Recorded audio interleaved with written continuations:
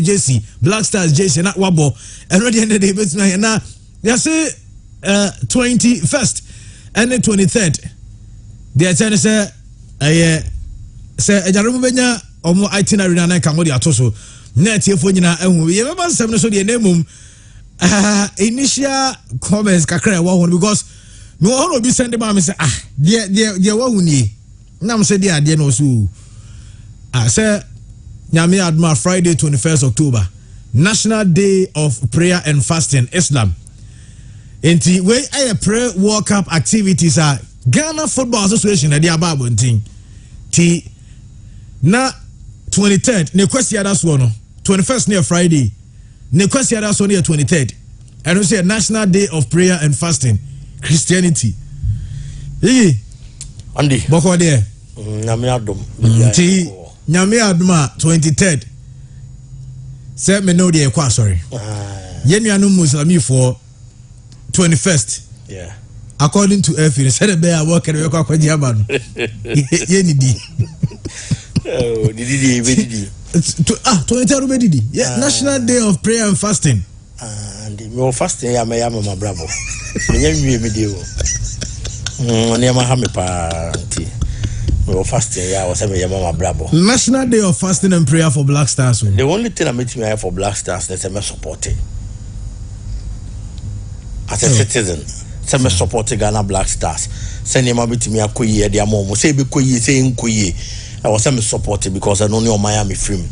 But say me ka say me bompaye e dia ma Ghana Black Stars say omonko na omonko nkoyi bibi World Cup ni mu di Andy. World Cup no person perform here. Apart from the World Cup, being it African Cup of Nations, being it any form of football tournament, so person ko bo ho modia a proper planning and preparation. Proper planning and preparation. PPP. Sane ma miensa we na obetimi dia ko tournament biamu being it any football tournament. Now when you the needed results and I say intended results I'll say unya. But we no ni free on na sa okasa o dem paibo and e kwa bobo na say 1 to 2 near my year. Minim the amount of mpaibo abebo ama Kumasi Asante Kotoko team we so onko share Real Madrid. Minim the amount of mpaibo abebo the ama dwarfs team we kito mo sesi say dwarfs nko sia ba Munich na onko share no. Let's be honest with ourselves. Kwanya ye faso nya success e wo football mu no ye wo kwanya ye faso na ye dinya. Mimi no mienu nim sa kwan no. Obi odi Ghana football anim bia enim sa kwan no. Whatever obi believe in there. I am a Christian. Yes, I believe in prayer. But me jidi so mo aye ni omo kwa hia no makosi akan no so no bia ye Nyankopon ba. Etu ono so betimi abompaye de ama no ho. But after so obi abompaye na wie no, ukogina park ne so na se chances ba na obotugu a. Nyankopon me pia bo ne mfa nche net ne mu mfa mawo. Players was our friend number be Black Stars no. So one friend the right players so mo me Black Stars ah. Now we hear any kind of selection e de kokogina World Cup ni mu a.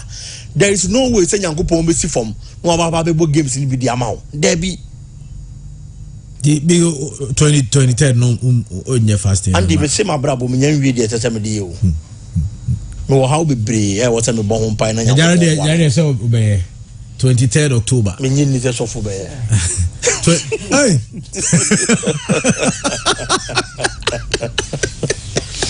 And let's be honest. And when you follow me, we are bound to declare we and Kasaka. Me sure some bebo because oh yes no cry back because omunim kwanya ya faso nya success for football mo.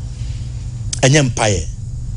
And I make say gidi di obiane di ogidi. I believe in prayer because I am a Christian. Me gidi sem mpaye boy ejuma. But not in instances like this. Etiyem to ye niema yi. Yenye collapse ni yi. Coaches na ye collapse ni yi awie no. Your tournament now, they should select the right players. No mama jinem fancy akan fama Ghana. Omun deploy the right tactics. System I go games mu. You show opponent strength. Near make sure say you best set up your team to neutralize the strength of the opponent. Na yen ye the say ye near the results. Sa ne man na was say ye World Cup ne ye kone kokko ye. Na di nkunim die bro man Ghana. Ne mo manyam paibo. Say won paye bia ye mom paye say starman ni bi. Injury enkonko bam. Ebia Thomas Tay Party, Ebia Kudus Mohammed, Andre Didayu, Jordan Ayew, Alexander Jiku, Daniel Amate, Salisu. Those key players, Tarek Lamptey, Inaki Williams, key players now. If you say, "Omo bas squad ni mo betimi aboya no," ebia unua bi ka ho adamfo bi ka ho wo feel so ye Ghana ni person obom pa ye tie na chi said ye be ya injury enkonko bam na World Cup no betimi akobi no akwakosi akan de ama Ghana eno ni okay but say obebom pa ye say Ghana nko World Cup no na onkonko hye de Andy say wo ye niam ati say de okoye against Comoros na Shani ye be shawo enya de sempa ye be sesa hwe nti no ye hwe kwan ye be fa so na ye be plan ye towards the World Cup rather than these things. Edu Emmanuel on Facebook say people are in Ghana don't have money to buy food and they still want them to fast. God punish these leaders. So ono no to come crowd and dada say necessarily pan den ko fasting with that. There be onya fasting one fa kuma pan te cha fa. No fast onya aduani obedi na be die. Oh fasting with that ntira go go for any abre and Livingstone Crunch was incompetent GFE. Okay. See Nana Kofi say I just love Biggie with respect to his line of thoughts. Just pouring out my thoughts. Okay. And we say just call me Nana. Okay, I say I just think these are serious fasting and doing what only if you will win this. Okay. So fasting and go for power but say the full way saying activities no idea my na ya say this year Ghana Football Association idea but say we pre-World Cup activities ti World Cup na ba konti say na is here na almost say you rep your Jersey day and no ebekoso ewo omedica your presidency rep your Jersey day and your presidency no masa aba be rep your Jersey day general public na eno ne date in shesu omo hwe ya eno date in shesu ana na Saturday 29 October eno date in shesu rep your Jersey no ti pacho mo amoye on say no hu date no on say National Day of Prayer and Fasting day Friday 21st October there na eno ne for Islam and omo saba the other side be National Day of Fasting and Prayer Christianity and no mo ye no Sunday 23rd October 2022 T and on was Saturday 29 October 2022 National Team Day. Yeah. And also day National Team Day, no, I'm sure say ebia ye de ebe ana ye the national teams are. Okay. And I say we are going into the World Cup here. Ebe team ne kwan na. Ebe team ne kwan. So team na sad na omunya my dia omo dey be free chrome hat. But na in Switzerland for game here okay so in November. It's some few days before the World Cup. The last game I ever won San Yakobo World Cup. Oh, okay. Ti and obia o fa o diary and I say we bia na what factor nyame adma 23rd any 21st no e dey ashim ti 21st we Muslim and now they ashim say 21st we be fasting and prayer e dey ama the Black Stars of Ghana we so you okwa sorry and what share to say on the 23rd of October also the odi be shim na also odo ye front ho abompa but me dey Biggie, me there. Yeah, next Switzerland, no. 17th November. 17th November. Okay. Oh, okay. Yes. Me fasting and prayer and there. Me there, ma GF in fan for me new fasting here. What also more? And yes, I more. But and I will be boba on your fasting. Remember there. Empire. Mama me kwa na me nka asem kire to ado no fan stop Federico Valverde nyam empire no nyam na be mo anaye mo empire se nyankopon ma oto ado suru nyansa Solomon nyansa ne bi. Now on deploy tactics at the best stop it. Yeah. The technical team just has to get to work. Only here. A Jumana was away, Andy. No matter by but say 1 year say Jumana. Unya results. And until I'm paying for workers, I be say or so board or buano. I say open Jumana or bompire or them. Say Yakoponia or Dominion Juma. Or bompire we are now paid and yet no other. On your application in Fanco baby, on sorry Piabon say Okope Juma or baby. There is no way say Jumana open Ubenya because unto a Jumana open one among your applications call. Nanyankopoya or dom no one yet Jumani be. But what should them not to decide they say, oh, may bomb pie, no masha them, Yankopon be Mamma Juma. Menya shows will be best sorry about them on themselves, but never dear Juma Kokoye, Debbie. enti mpaye ne de yes wobetimi abɔ mpaye no but niema e wose wo ye na a football no games ni ko yie de ma wo unya wins any ade now to be qualified from the group no Andy one yes niema na there is no way mpaye no mfa so obeba so enti no yem focus more on eye niema na sese ye no ye problem ba ko e wa Africa no bibia nyame beye meanwhile unim say ade we say 2-1 amon so 1-2-1 amon there is no way you are going to get it but what don't say show them from now to e dey be nyame beye yes nyame timi ye bibia wo wiase but 1-2-1 amon there is no way say ade ko no benya and that is how it is enti mayem fam paye no membebre Ghana ni bia be decide to be empire e dey ama Black Stars yes no no bia support because me hu obi a house so be starting the nyame admire na menua pani Clifford say minyane make ka no ho no when say bia no mo jeje World Cup ni bi no aya mo declare national day of and make am be say on the Argentina for near break for this World Cup on the Brazil for so near break for this World Cup ni omo de am so omo de no mo starting no omo ni bre no omo de pe World Cup na de Leo Messi ni Messi de oni di o just say hwehwem bia no ma started dada bia no ma started but omo mekan I was here hwehwem na ye hwese bia no ma started say bibisa na tie dia because seriously speaking it sounds a bit weird to me media football isn't just about players and then how the players ni ko dina park no so ananka obompa ye ni wia na akwa ko dina nchen football ye be chance ya aya wo two teams na we say we group you ha na we group you ha no mostly ana mpaye na ya no mobo we born the awie na we born the awie na wa ye de obeye na o ma she game na say but ye den abako be she bako until does that mean say you lose ye nyankopon tie ne mpaye ba na ana say bi ono onye nyame ba na debi but after so wa bomb mpaye na wie no na kwan say wo fa so na onya results no wa mfa sa kwan ne so a enye ye nyame ya do machina we are expecting say provisional squad ne be ba bo so obi to say Andy Yadom etimi free Black Star squad nim because you feel say yenya Dennis Odoy our quality ye chen Andy Yadom yenya Tarek Lamptey our no so about that same position right back our quality and the change that of Andy Yadom it is squad na be na likely say Andy Yadom entimi memoir based on these two players quality or match Andy then the same way and a player bia ebia ne modern konkan no I was to me in the scene chain now from one modimo concan on my big baby siakai. Sanya man and I squad never babont in a provisional squad no 35-man squad never banner and only expected say be whom it shouldn't be say or be merit a position based on the performance company the neighbor beba. So we are Sanya man dia over tournament never quack show and found empire over. Obviously on Obi Empire I just want to say Black Stars say Omunia appearance fee.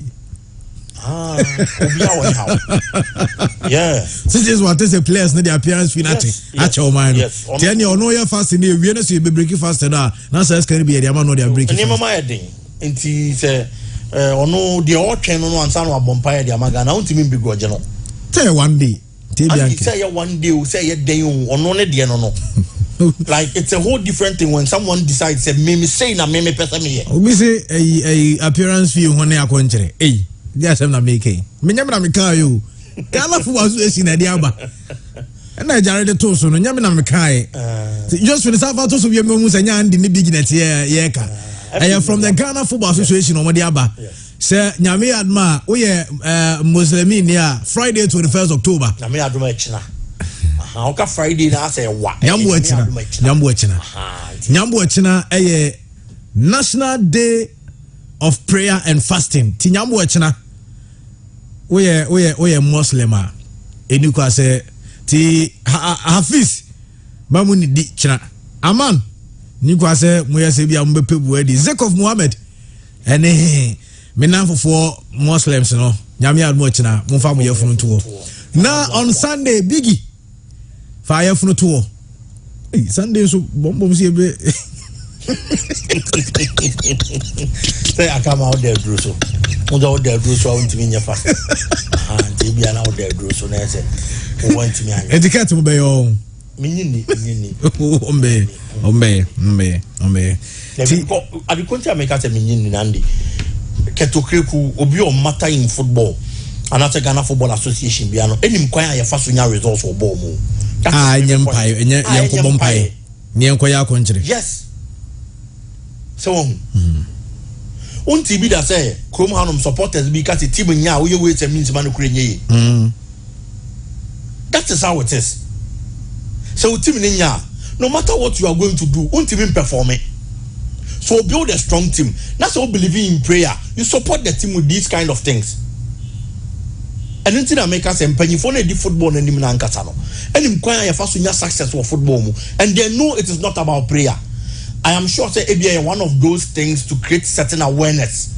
In as much as say Ghana Kwakwakobo World Cup, near the biggest stage of world football, no, there are still certain people are Ebi Krampuna and the Ebi Kran and be Ukrainian football. So pressure near what town and the Ebi Krampa. When Ghana Beko World Cup do, but when you say be a time say Empona Ghana Baba Beko World Cup no, it's ABA one of those things to create awareness for the people to know say time and bang. Bibi say baba be yeden baba be koso say bibi say dia me ni problem but say your target ankasa ne say e was say bomb pie na ne betimi aboa na ye nya success e wo world cup ni mu ne de ne de me ni obi anya adwen sa. But big aside that minimum expectations for Otuado squad ni nya which I was expecting new faces and as omo aye ni mo na eba because England for understand that Gareth Southgate will be naming 55 players. Wow. Yeah, 55 players. And I understand the provisional squad, you know. A pool of players to select 20. Yes. Yeah. Ghana's also yet to say 35. And I have which is the provisional squad. Okay. For me, as we speak, I am not expecting say maybe a player be a young who or Black Stars da. Ebeba be rem. Because a lot of these players are Yenimomona. And this is the no monitor with Europa. Already know almost Ebia with the exception of Abdul Salis, yeah. Our RC Lens. He hasn't been in the Black Stars before, but the game are all for a year in the team Lens this particular season. Idea was so, especially when you're going to a World Cup now. Thomas Partey is playing very well, though, but in the absence of Partey, and I say even with Partey partner in midfield, complimenting it. Yes. Idrisu Baba hasn't been in the best of shape for a young club this particular season, and then at the Black Stars too. It is certainly in that particular position, saying extra hands I going into the World Cup. And you're bad. Apart from that, you know, new faces, new names. I'm not expecting much. But expecting a local player, local players in the provisional squad. Of course, I'm expecting Danlad Ibrahim and Free Banye. 35 in the moon. Yes. 2 would be okay for me. I always say when you identify a prospect, you would have to make it a project. Yeah. There are certain players are ABN only say on some Fataso or Black Stars because ABN quality or the Totunko phobia a very difficult. For Danlad Ibrahim, he can compete at the goalkeeping department. And then no doubt. Yeah. For a 3-year ban here, if you are looking at the kind of attackers they call World Cup, no. And as the attackers are expecting the likes of Kamal Din Sulemana, the likes of Joseph Pencil, Andre Didayu, Jordan Ayew, any host of other attackers, Osman Bukai, if you are comparing all these players, they have quality than that of a 3-year ban here.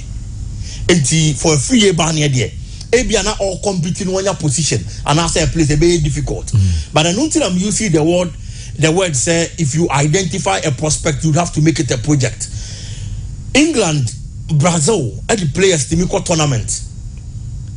Ebia Euros, Ebia World Cup, Kotena bench, more game nibi. Yeah. Not even a single minute. But Kotena bench national tournament nibi. Because someone will be being the player. And to familiarizing with the tournament alone, and then the senior players is going to give him some sort of exposure, any experience. And Sanya Mani be the was a Yama players. That is why to date.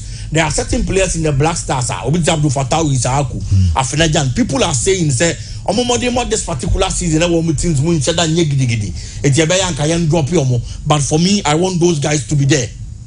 They are prospects for the future. And then the Biana say Obimna Mefa Daniel Kofichre. Now on man at that level, Obenia platform, no more to a certain level. We also have prospects that we can make them projects and then use them in the future. And for some of these players there, Andy, they have to be in the squad. the African Cup of Nations, certain players from the local scene were called. They didn't get the opportunity to play. A lot of them were in the stands. But being part of the national team alone, player a different kind of level. When your club even wants to sell you, bargaining power cost.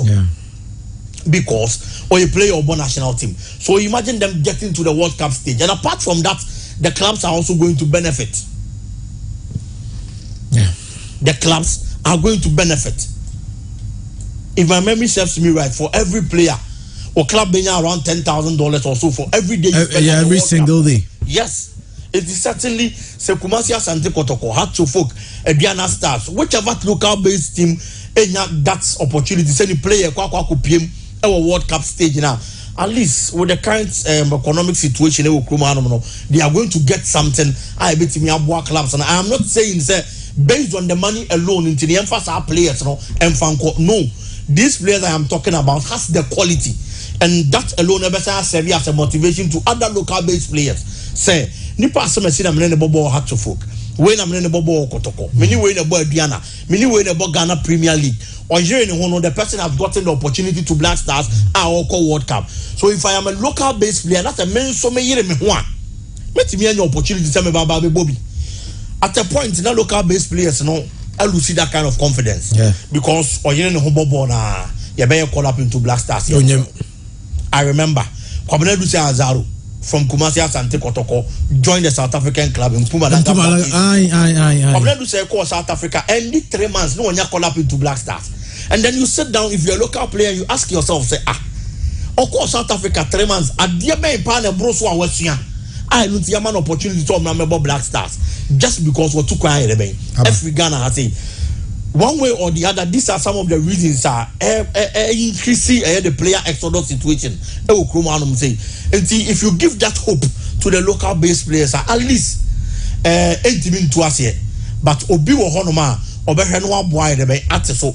A 3 year ban here, a move to a Viking or so. No, one of the reasons I ran to share was a Black Stars. People talk to him, and Omokache, no, Ufri Anum Tisia now qua, oh, to quine. A man for anybody watching. Now, a Baba Behesa, what I say about Uche Goza. What even shows our Koyanano? Within these few months, Baba the opportunity about the Roman squad. Now, what you biabo. But if you are Hatshepsut, you're always going to play. The handlers of the Black Stars ever monitor in the Ghana Premier League. And a player decided that then he would have to stay a year fine, and a year after the World Cup, he can make a move. So, these are some of the things that was here. Near the encouraging the local guys. No one so to me, I'm not saying, say I'm free when you be and I say I'm free. I don't just say from Mobono, Debbie. But one way or the other, a best serve as a motivation to the guys. So for me, I believe local teams, at least these two guys deservedly, and they've risen through the ranks. Under 20, Danlad especially from 17, a free ban here 20, on the Danlad 23, or more. They've gotten a feel at the Black Stars. In the experience, the exposure, I've been here to play a Biabiano. They have gotten it, and I believe this is the time.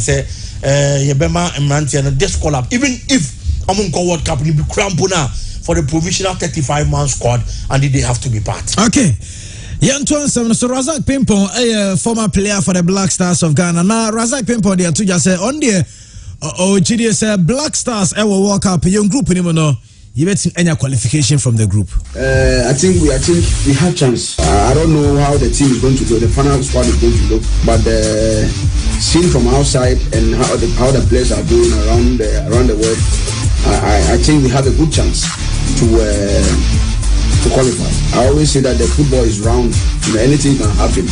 Even though if you play against Portugal, it can be that one mistake, then they are behind. So for me, I think we have a good chance because it's football. I know Razak Pimpon your tenant can hard to focus where now you can't free a banner as but talk about further. The executive chairman of the Mahat to focus. What they are to just has any a free banner adding command on the contract, a free banner.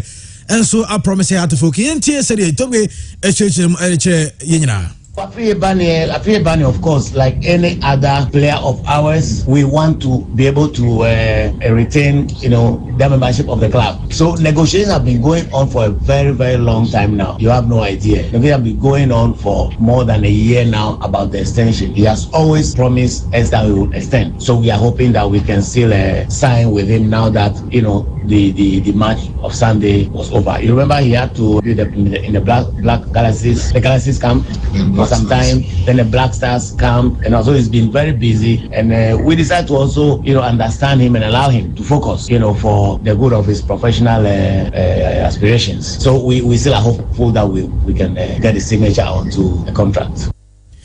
So we are fair no sounds to us to just Amugu Awaso na Adiaba Kwa Yana Etaka say has MPCU, but according to executive chairman, also has on one kasa so far as a Nanisha Danye, so they see you Abahas no Nanisha Danye. Appointed CEOs before. That's the reality. Can you tell me the progress we've enjoyed under those CEOs? Can you remember the progress that we enjoyed? The reality is that one, we did not enjoy much progress. So now in searching for a CEO, we have been very critical. We've received many CVs. None of them really comes, close. The closest somebody we've already employed is in-house. We are saying that, wow, if we cannot get any, maybe we should look at that person who is part of the management team. Mr. JB is a very experienced member of the management team now, in the commercial function, helping us set up the support liaison office and etc. But again, with these people here, have a very experienced group of administrators and managers who are supporting. I shouldn't be afraid. I'm a very courageous person. I shouldn't be afraid to be a chairman because I may fail, and no, I don't expect to fail anyway. But all I'm saying though is this: there is no club that wins every year. Our fans must know that, and when they judge us, they must not judge us by whether we won a league or not. They must judge us across the full spectrum of things that we are trying to do, across the full spectrum. Again, mighty Liverpool, 30 years they were not winning. Were they necessarily insulting the chairman? That the chairman suddenly become an non-entity who doesn't know anything? No. Can we say Man United, they don't know what they are doing because they are not winning? Do we hear insults on the management necessarily? No. People who accuse management should be able to tell the specifics of what they can do better. In business, if you are afraid of failure, you will not be successful. In business, if you are afraid of failure, you will not be successful. But we are doing everything to ensure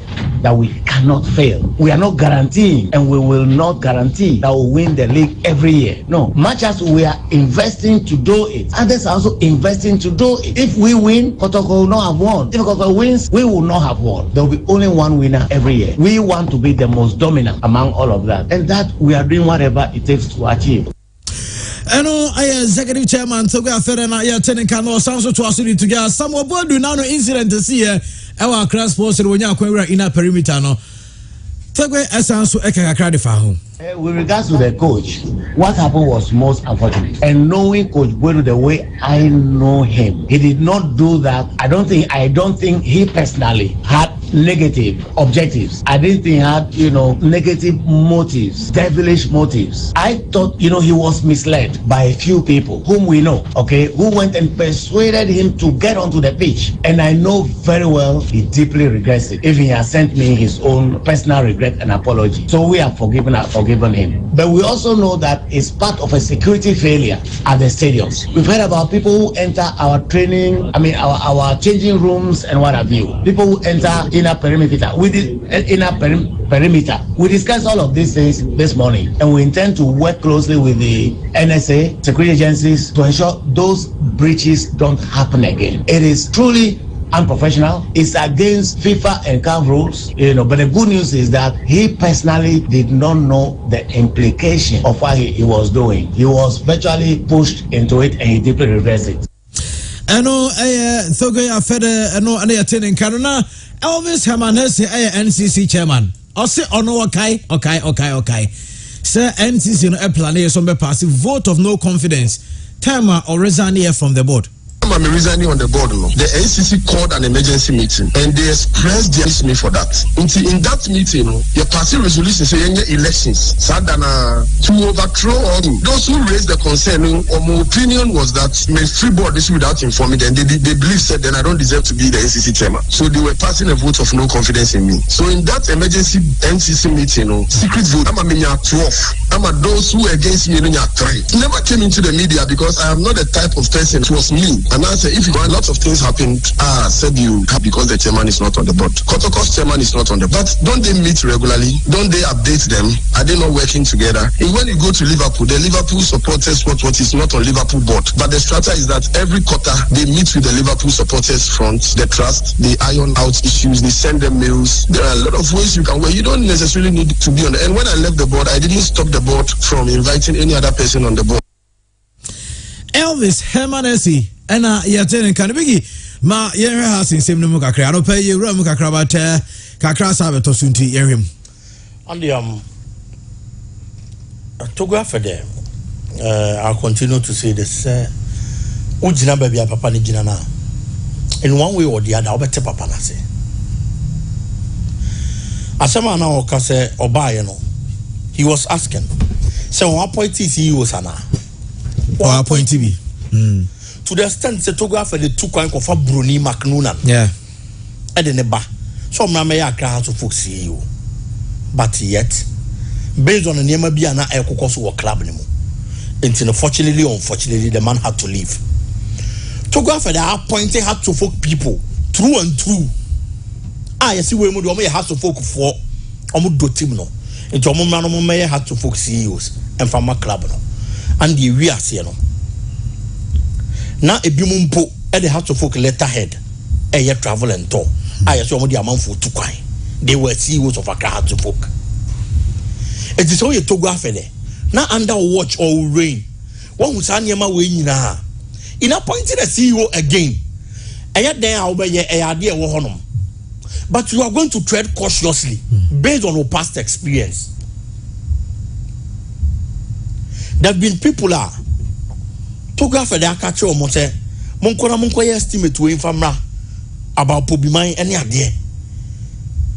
Sika on the Baba to go for them. Ebasuma Ladia can be no details, so almost a quack or Modiabano. No Modiani way below the Uncle the Abano.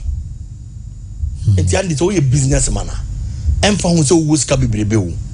And yet they are over her son, Yama Winina, and son will be taking decision be our taking. Yeah. To go after is going to appoint a CEO. Papa and Command Mimi D and Ra. Actually, say, Papa and I have been introduced to Repo be my project and son will be appointed CEO. I know appointed CEO. Because when you have that kind of trust in a company or dote, some will bet me a buana, I'm a Jumedi also DBA for now. What me did Yamaka had to folk. Supporters know more grievances. Yes, and same because we team more hard drink. Yes, we support a bear, yes. But also to Gina baby, I took off the Gina Kakra. And she said, one we just can do how to folk Musea. And the decisions I took off the etiki. And yet the same decisions than Kalbe Tikiana. And this thing of insults took off that was talking about. So management take a decision, board take a decision. That's a near man koya. Oh, who quite our coward in the chain pacono. Now, reasons into our foot only Nipan and Yagane.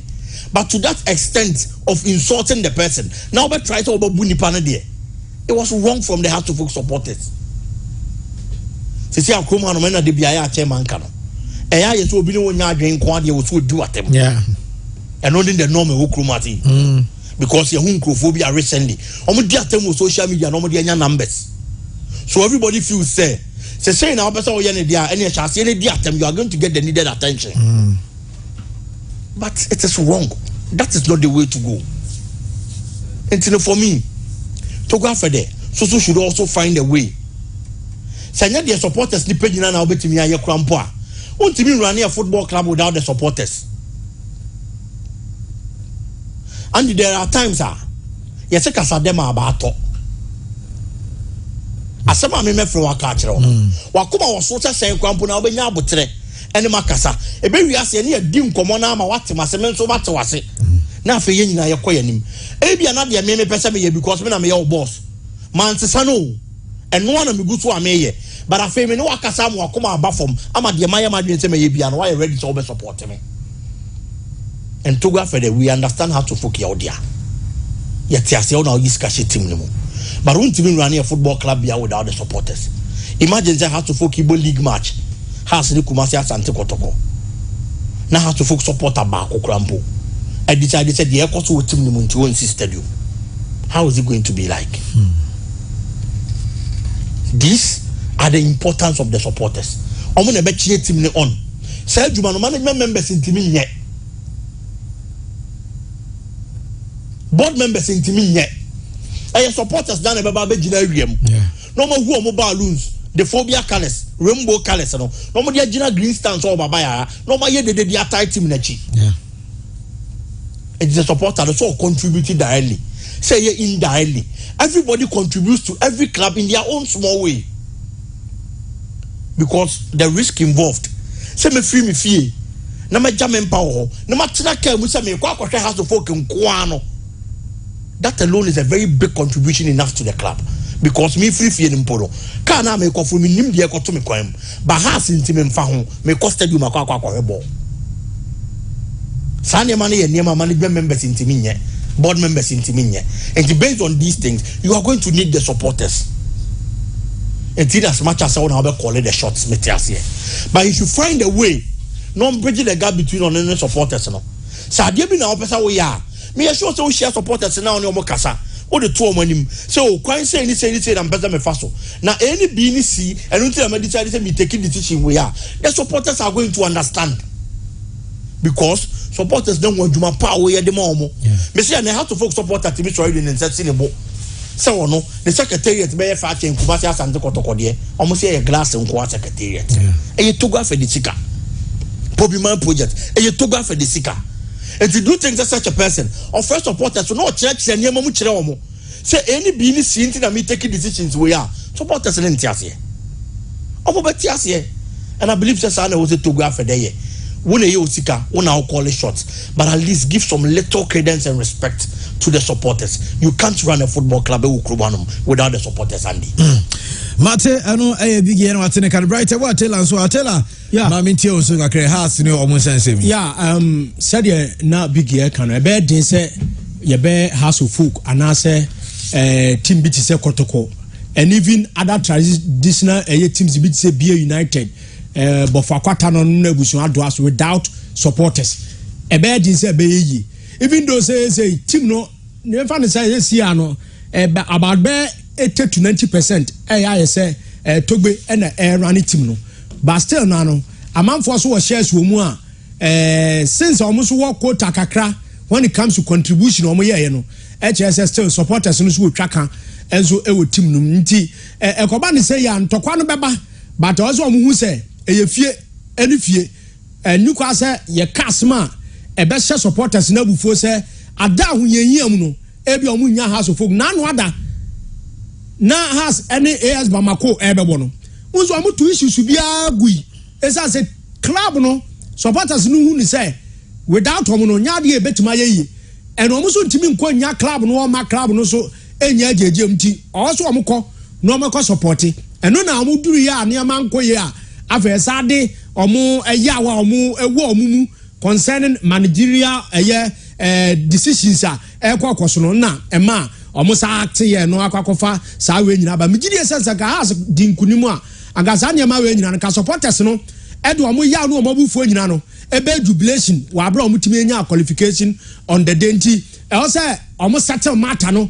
amicably way this is issue abusuya family house of folk family no issue se ko say ya na league no e sha se na wura mu a wan na amfa niema pa ma has say ade aye nyina ya canvas for and say has benya a head coach and indeed no other omo appoint Broni a Serbian coach say nei omo me fa team no enso enko nanim ti opi say sa decision na mpanifo atekino whether say coach no more previous teams or this is another team, a new era for the coach. Say with history house of folk war any bibiano coach news bet me enya that advantage no enso de nya a good CV for himself nti and tokwane ade e wo no say omwe na niam atimi ekoye and the House of Folk tradition as a traditional club no eya na abrofo no ba instead am fasa de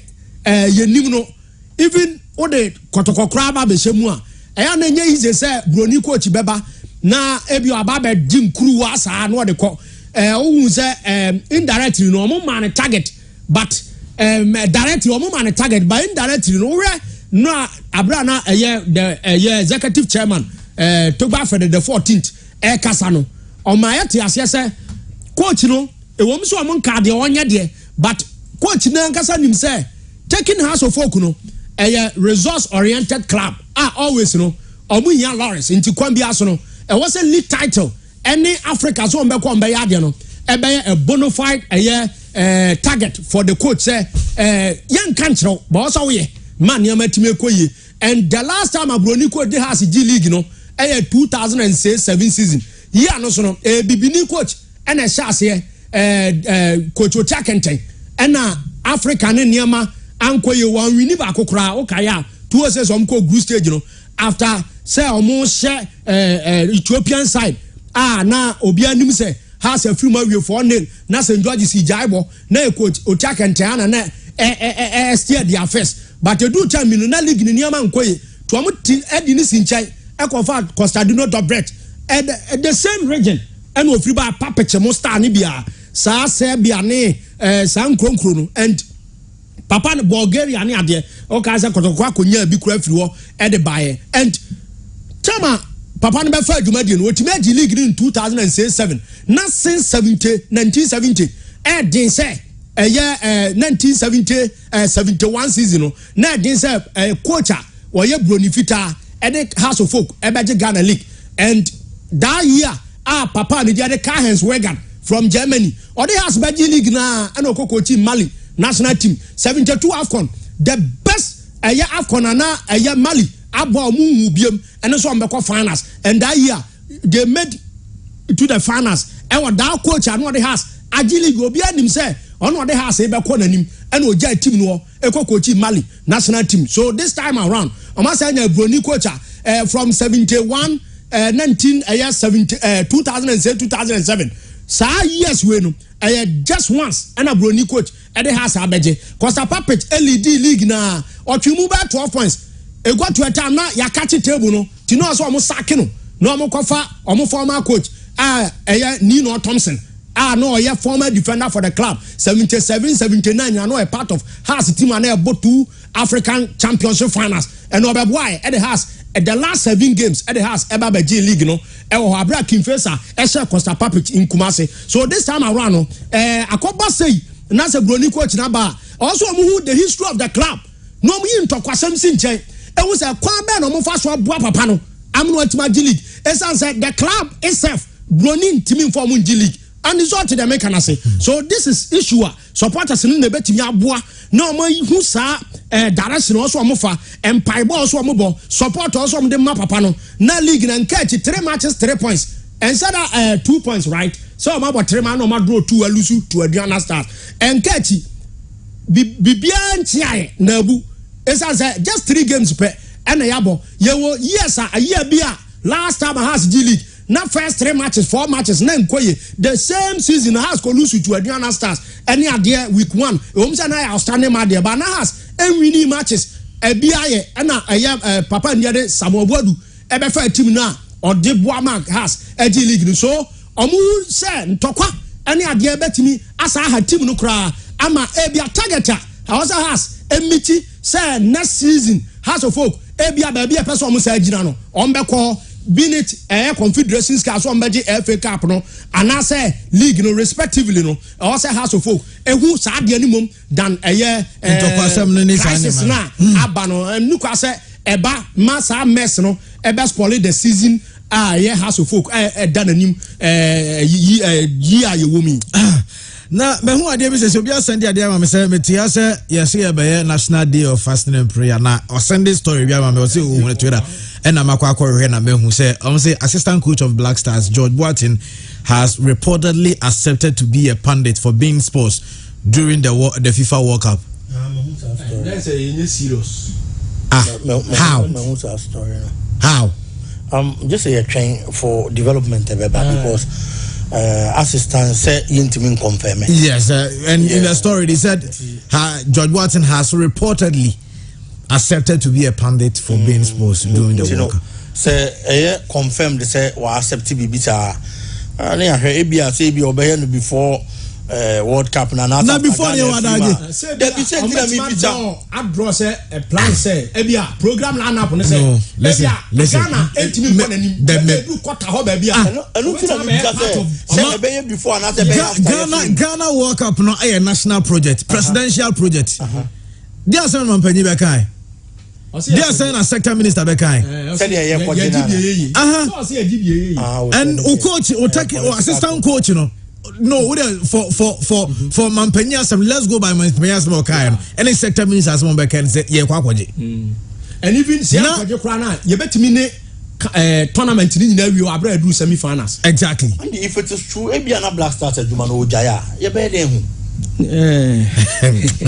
And ye Ghana you see sure say Impanyifo no betena say the Black Stars Management Committee, the Ghana Football Association President, betena say na sa ade we yesi. Say Ghana assistant coach, of which Omaye Yawe Kwampu say Juma was Aston Villa or putting on hold because of a Black Stars Juma. Now a baby yes, that same person Baba be pandit for being sports at the World Cup. Now how is he still going to be our assistant coach? Ana Ebia na nkomo so Ebia Christian Tembeba o to koya assistant.